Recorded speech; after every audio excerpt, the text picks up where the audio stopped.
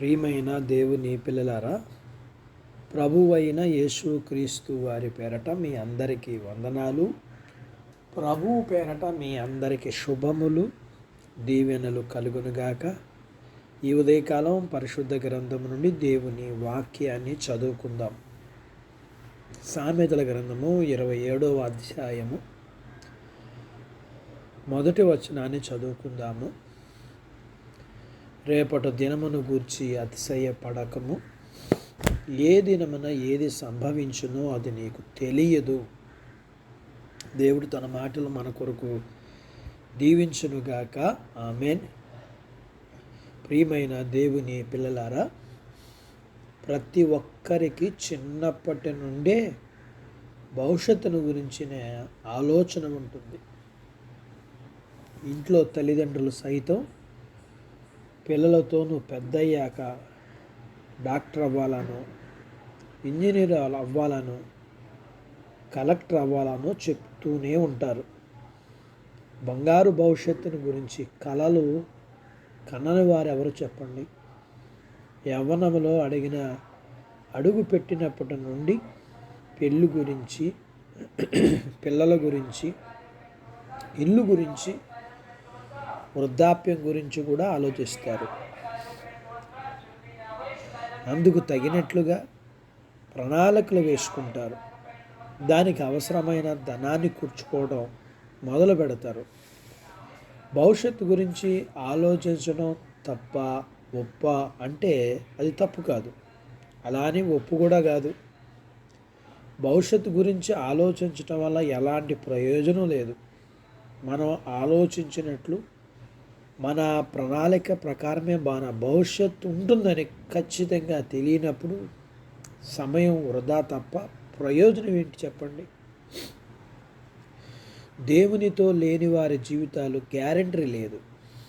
Guarantee లేని జీవితాల గురించి ప్రణాళికలు వేసుకోవడం అవివేకమే కదా. దేవునితో ఉన్న వారి జీవితాల్లో వారు దేవునికి అప్పగిస్తారు.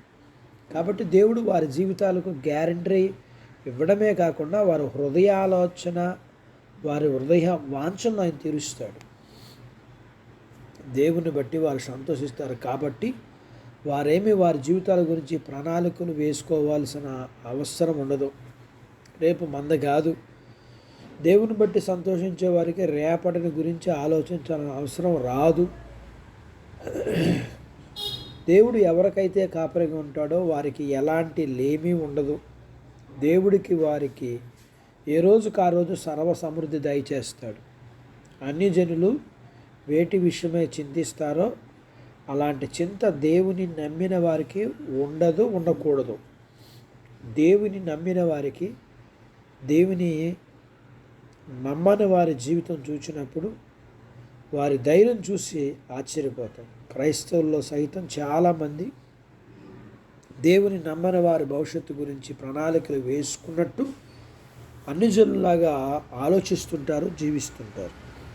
దేవుని నమ్మి మన జీవితాన్ని ఆయన చేతిలో పెడితే మన భవిష్యత్తుని మన ఊహకు అందని విధంగా ఆయన తీర్చిదిద్దుతాడు. ఈ లోకంలో జీవిస్తున్న మనం రేపటిని గురించి చింతించకుండా ఆయన మీద ఆధారపడదాం. అట్టి బాధ్యత దేవుడు మనకు దయచేయను గాక. ఆమేన్. దేవుడు తన మాటలు మన కొరకు దీవించును గాక. ఆమేన్. ప్రార్థించుకుందాం.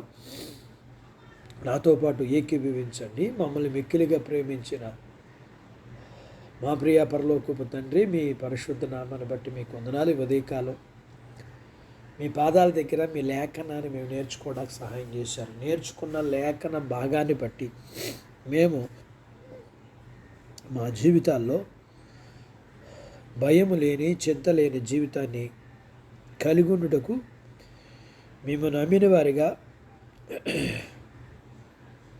మేము ఉండగలిగితే రేపటిని గురించి చింత మమ్మల్ని బాధ పెట్టదు. మాలోని మీ మీద ఉన్న నమ్మకాన్ని బట్టి మీకు ఇష్టంగా ఉండేటట్లుగా మా హృదయాన్ని అది సిద్ధపరుస్తుంది. అలాంటి బాధ్యత మీ పిల్లలందరికీ దయచేయండి. మీ పిల్లలను దీవించండి. చిన్న బిడ్డలను, యవనస్తులను, వృద్ధులను, స్త్రీలను, పురుషులను దీవించండి. వారి చదువులు, ఆరోగ్యాలు, ఉద్యోగ ప్రయత్నాల విజయం ఉద్యోగాలలో ప్రమోషన్స్, చేతి పనులు, వ్యాపారాలు, పొలాలు, పశువులను దీవించండి.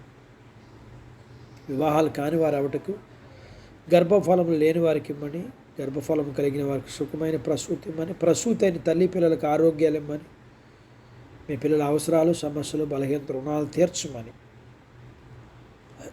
మీ పిల్లల్ని మీరు దీవించమని, మీరు సిద్ధపరిచిన ప్రతి పరలోకపు భూ సంబంధమైన దీవులకు పాత్రులుగా చేయమని యేసు ప్రభు వారి పేరట స్తుతించి ప్రార్థించి అడిగినవన్నీ పొందుకొని ఉన్నాము తండ్రి. ఆమెన్. దేవుడు మిమ్మల్ని దీవించునుగాక. ఆమెన్.